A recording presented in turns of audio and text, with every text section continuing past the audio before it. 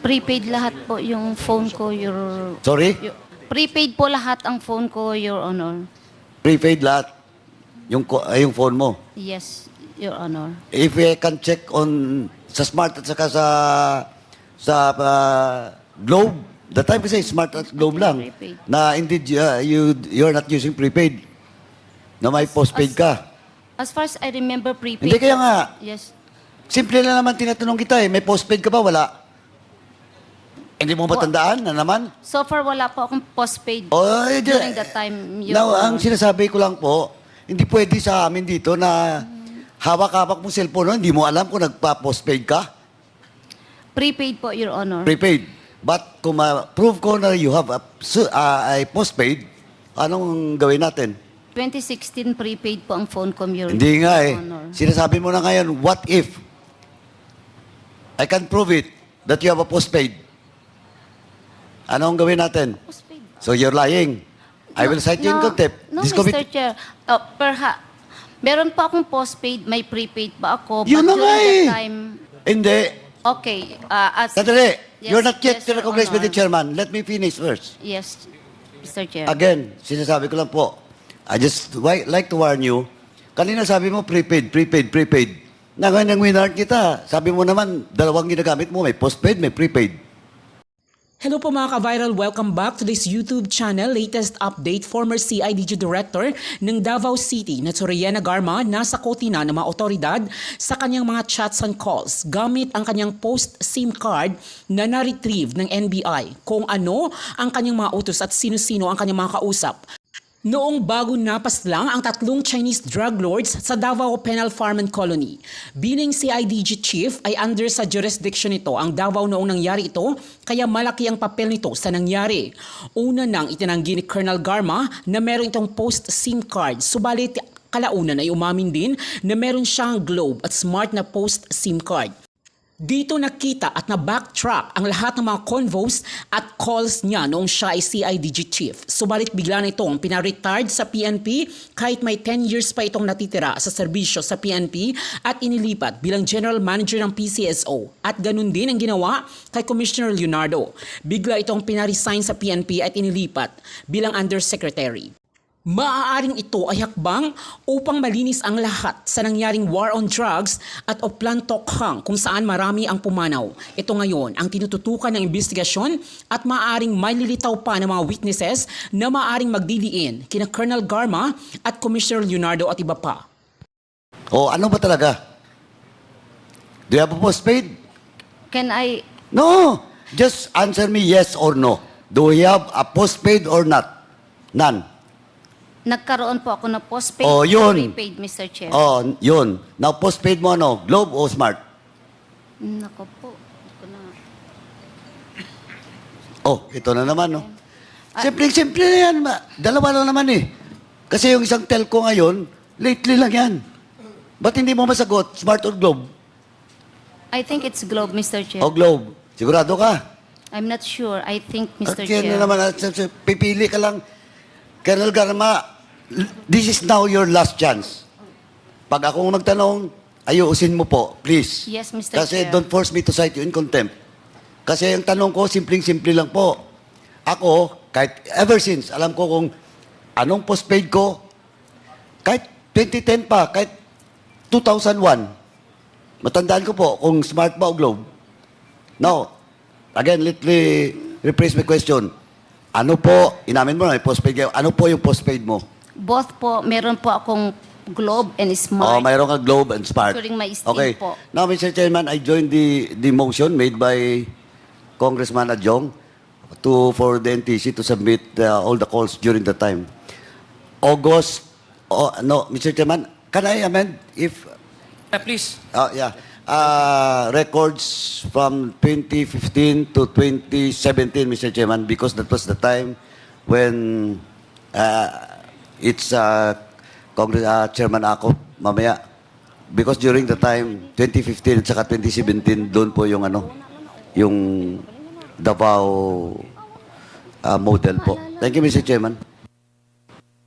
Thank you, Congressman Paduana. Congressman Adjong, please proceed. Thank you. Thank you very much, Mr. Chair.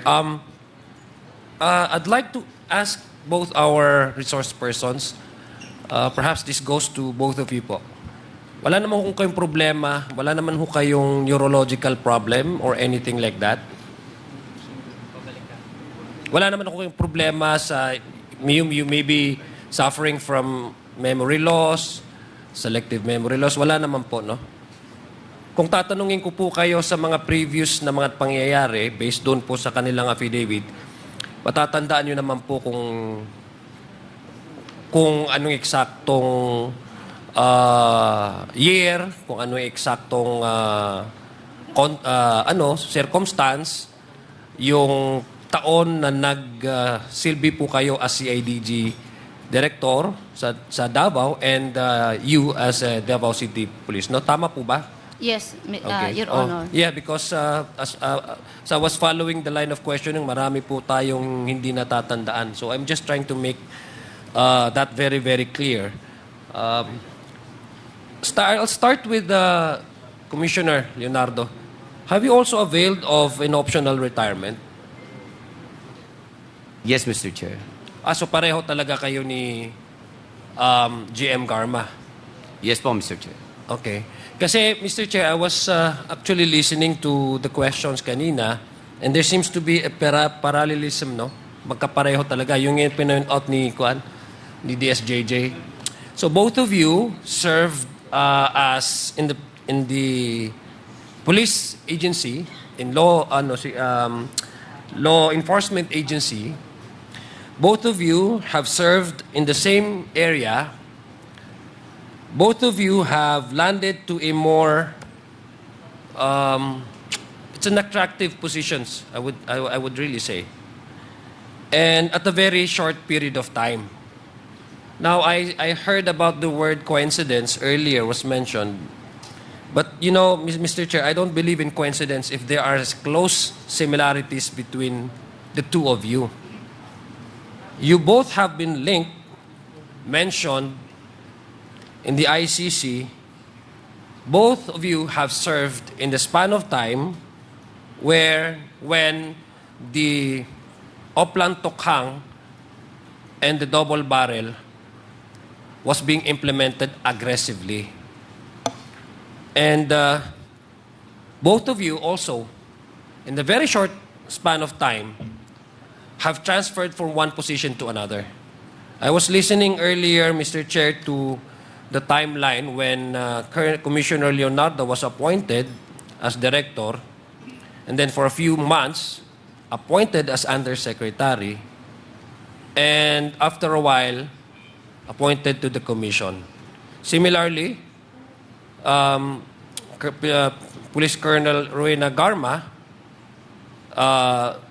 decided to avail of the optional retirement in advance and was appointed as general manager. No. The point that I'm trying to say, Mr. Chair, is what they're telling this committee is that everything happened accidentally. Na parang yung affidavits din po nung tatlong si Mr. Fortaleza, si Chief Superintendent Padilla, and si Mr. Tan and Magdadaro are all product of their own imagination. Kasi hindi ho nila pinapatunayan. Do you still maintain that position na hindi ho totoo yung mga affidavits nila? Itong apat na tao na ito na hindi naman magkakamag-anak? Na hindi naman nag-work together? I'll start with you po, Commissioner Leonardo. Do you still say na hindi po totoo yung sa affidavit po na sinalaysay na pinirmahan ng apat po na mga resource persons natin dito? You were here, no? Last committee hearing, no? Yes, Mr. Chair. So would you say na hindi totoo yung sinasabi po nila na yung involvement po ninyo, your name was mentioned in the case of these three for nationals, no, for Chinese nationals who were killed inside the selda. Tama po ba? Opo, hindi po totoo. Hindi po Mr. totoo. Chair. Kayo din po, Police Colonel GM Garma, para sa inyo hindi po totoo yan? Yes, Your Honor. Hindi po talaga totoo. So, Ibig sabihin, gawa-gawa po nila. Tama po ba? Yes, Your Honor. Kayo po, Commissioner Leonardo, gawa-gawa din po nila ito? Palagay ko po, Mr. Chair. Okay. Okay, so, yung bilang CIDG, the regional director po, is it part of your jurisdiction to supervise or monitor the Davao Prison Colony? Hindi po, Mr. Chair. Tama, no? Hindi. But your office is closer to how far is the CIDG regional office to Davao Colony? Estimate lang po, Mr. Chair. Probably around 40 to 50 kilometers, Mr. Chair. Okay. So, hindi naman ho kayong... So, hindi, pumupunta po kayo doon sa Davao Prison Colony? Nakapunta po ako doon. Okay. So, sinasabi nga po ninyo na hindi nyo... Na-meet nyo po ba si Jimmy Fortaleza, si Mr. Magdadaro, Mr. Tan, at saka si Chief Superintendent Padilla? Nung time na yun, hindi po, Mr. Okay. Chair. Kayo po, GM, Garma, kilala niyo po yung dalawa? Si Mr. Tan, si Mr. Magdadaro? No, Your Honor. Si Jimmy Fortaleza lang yung kilala niyo dahil kabok niyo, no? Yes, Your Honor. Opo. Paano po, Mr. Chair, Colonel Royina Garma, kilala niyo po si Chief Superintendent Padilla, ng Bucor? Yeah, I met him, Your Honor. Ilang beses po? Once only, Your Honor. Okay. Pero yung dalawa, hindi niyo po na-meet? Hindi po, Your Okay. Honor. Mr. Chair, gusto kong tanungin si Leopoldo Tan. Kilala niyo ho ba si Commissioner Leopoldo? Leonardo? Bago po nangyari yung sinasabi niyo pong insidente? Sa pangalan lang po. Okay. Dahil sa... Pero hindi niyo po na-meet? Hindi po. Okay. Kayo po, Mr. Magdadaro?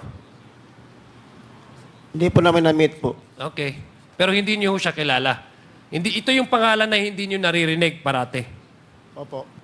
Okay. Hindi ko natatanungin si Jimmy Fortaleza at saka si Padilla kasi meron atang mga okasyon. What is so confusing, Mr. Chair, is that all of these four individuals mentioned these names. At hindi naman pumupunta si Commissioner Leonardo. According to him, hindi naman siya bumibisita palagi sa Davao Penal Code, Penal Farm, kasi medyo malayo at saka hindi sa jurisdiction niya. Si GM naman, Garma, although kilala niya si Jimmy Fortaleza, ay hindi rin niya kilala itong dalawa. For an average-minded person, how can four individuals who don't share rooms together, who don't work together, happens to mention these two names? Citing a specific case, a specific circumstance, a specific date. Unless there are a Pulitzer writer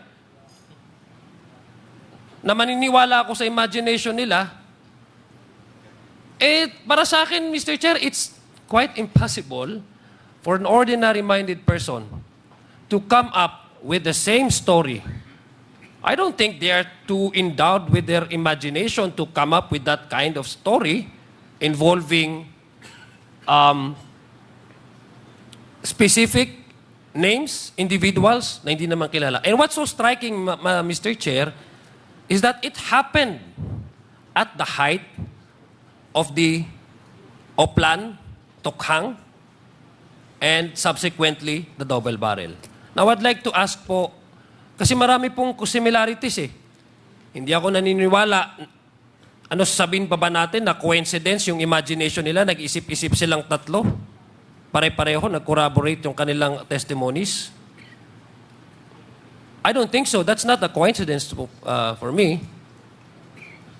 So, wag nyo na rin pong sabihin na maybe that's all coincidence. So now, I'd like to ask you po, Commissioner Leonardo, kanina po, tinatanong po kayo kung naging successful ba para sa inyo yung oplang tukhang and yung double barrel. Gusto ko lang pong marinig uli sa inyo. In general po, successful. Successful, you stick your life to it. You really believe and you really support, no? Pag sinabi mong successful, of course, bakit mo sasabihin successful isang bagay kung hindi ka naman sumusuporta? Tama ho ba? Tama po. Okay, so you really support. Kayo po, Colonel Garma, would you say that the war on drugs at the time was really successful? I don't think so, Mr. Chair. So you don't think so? Um, How many deaths again kasi po- have we recorded during your stay in Cebu City? You don't think the war on drugs, let's be specific about it because I heard you responding to the question na let's not call it war on drugs because we don't use that. Okay, let's use the terminology under your policy at that time. It's tokhang, oplan tokhang, and oplan double barrel. So which of these two policies, no, or yung program, do you think is more successful or both of them are successful? Mr. Chair, yung tokhang po, parang hindi ko pa naabutan, hindi pa yun, I think, na-implement. No, it's it's okay. more on police operations and patrol po. Okay, I'll give you that. That's a fair Yes, fair Chair. response. But I'll give you that. Do you think being part of the previous administration, would you say that it was successful? As far as my stint in Cebu City as city director, I think it is successful based on the feedback of the people in the community, Mr. Chair. Okay, so now my second question is, Mr. Chair, I'd like to take advantage of the presence of our Dean here, Attorney Dean Shell Jokno. Umalis na ba? Yes.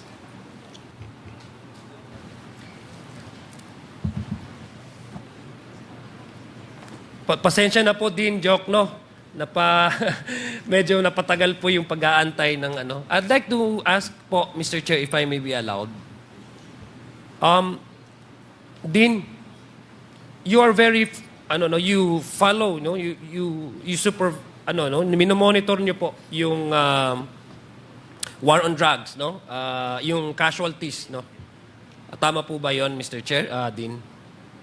Yes, Mr. Chair and Your Honor. Yeah. Since the war on drugs began, my organization, the Free Legal Assistance Group, ay talagang minamanman po namin yung mga pangyayari sa war on drugs. Okay. Dean, do you have in the way yung work po ninyo, meron ho ba kayong kunan na data kung ilan po yung mga napaslang, yung those who weren't given or accorded with the due right of at least man lang makita the day of in court, especially those who have been killed na mga inosente. May number po ba kayo, Mr. Chair? Din. Kami po ay naghain ng isang petisyon sa Supreme Court noong 2017 or 2018 at lumabas sa isang extended resolution ng court na sa unang 17 months pa lang ng war on drugs, that is from July 1, 2016 up to the end of November 2017, 20,322 Filipinos were killed in the war on drugs. So yun palang unang 17 buwan po ng war on drugs. Mr. Chair, Dean, can we categorize or do you have at least, meron po tayong categorization kasi alam ko may napatay po yung pananlaban, yung official police operation, and then meron po yung nasabi po nating namatay na vigilante type of killing. Ito po yung sinasabi nilang DDS type. Kanina, Congressman Flores was asking Commissioner Leonardo, yung DDS. Ito po yung DDS type of killing. Ito po yung mga vigilante na nakamask na hindi kilala at namamatay at mostly ang mga nagiging biktima just randomly. Just killing every spraying, maski sino ang nandyan, nagkataon lang, malas ka lang pag nandyan ka sa kalsada. Kaya nga po, may namamatay na mga 9 years old, 14 years old. Ilan po ba ang, Mr. Chair, Dean, if I may, sa inyo pong palagay, alam ko wala ko kayong record ngayon, but can you at least give us a estimated number of those innocent civilians who have died and considered to be in the police report as collateral damage? Well, ito po ang masasabi ko po. In the resolution of the Supreme Court citing the 2017 year-end accomplishment report ng Office of the President, of the 20,322 killed, 3,967 were killed in anti-drug operations. So kasama na po doon yung mga sinasabing nanlaban. While 16,355 homicide cases were under investigation, yun naman po ay kasama doon yung mga riding in tandem at yung iba't ibang mga vigilante type na killing. Thank you po. Thank you very much, Dean.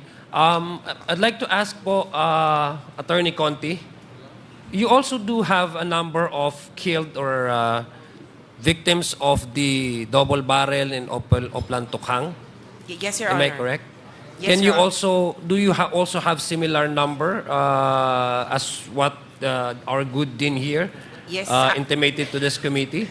Yes, actually, Your Honor, the numbers that we have are segregated according to, first, deaths during police operations. And the number that we have officially from #RealNumbersPH is 6,252 dead from police operations. According to our previous sessions, Your Honor, this number has reached 7,000 as of the end of the term of President Duterte.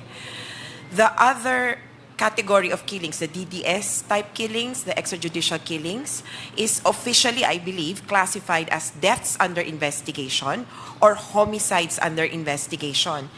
And Your Honor, the number actually I have for deaths under investigation is 29,000, according to the spokesperson of the Philippine National Police, Colonel Bernard Banac, as of March 2019. That is why, Your Honor, the number of dead range from 12,000 up to 30,000 from official sources. Even the CHR, the United Nations Office of Human Rights, of the High Commissioner on Human Rights, and the International Criminal Court, Your Honor, are looking at these numbers. Thank you, Mr. Chair. So may I confirm also from Attorney Conti, because in previous committee hearings you were you were present during before the formation of the Quadcom. I believe you already had discussion on the AJK. Can you refresh the memory of this committee members? This committee, how many of those killed were innocent? At least give us just a... Well, Your Honor, legally, the 29,000 would be innocent because they were killed outside of legal processes. They have not been proven guilty or convicted in any court, nor has any evidence been presented against them. In fact, in the course of the war on drugs, yes. everybody would be considered innocent. Well, so what about, let me paraphrase my question just to be clear about it, no? Kasi may namatay naman po na mga drug pushers o sinasabi. But I would say, yung sinasabi po nilang hindi part doon sa doon sa warrant nila pero namatay, no? Tulad ni Kian de los Santos, yung mga ganun pong mga klaseng individual. Do you have the number? Unfortunately, Your Honor, we don't have these numbers. Right, it would be the PNP Yes. who can clarify. That is correct. Thank you, Attorney Conti. Because that is correct. Because in the documents that we requested, ang number po nila is 400 plus, no? 400 plus doon. So now, I'll go back to Commissioner Leonardo. Do you also consider the death of these innocent civilians as a sign of success? Hindi po. Hindi po successful pagka gano'n. Okay. So, let me ask you again. Do you think that the war on drugs of the previous administration is successful or not? In general po, successful. No, but you cannot qualify. Kasi ang tinanong kita, do you stick your life to it? Sabi mo, oh, you support that. Now, you are qualifying again. So let me ask you, do you think this collateral damage can just simply set aside? Or, let me ask you again, generally, sabi mo, it's a success, but we cannot also discount the fact that there were countless victims, died, innocent civilians. As a police officer, because your motto is to serve and protect, right? Am I correct? And as a commissioner now of NAPOLCOM, I'm sure that before you arrive, the NBank, before you arrive as part of your job, kaya nga tinatanong ko kung may selective amnesia ka kasi na mahirap po pag hindi mo natatandaan yung mga facts at yung mga dates kasi importante po yan sa trabaho mo. Hindi ho ba? Na before you arrive into adopt a resolution of the NBank, you really have to look at the data because you're like a quasi-judicial because you are rendering decision on the police officers that are facing administrative cases, right? So, tanungin kita, do you think the death of these civilians is a barometer or a measurement of the success of what you just said and admitted itong tokhang? Hindi po. Okay. Hindi po. Sir Chair, the reason why I'm pointing that out because unang-una, kung babalikan po natin yung mga kasagutan ni Colonel Garma at saka Commissioner Leonardo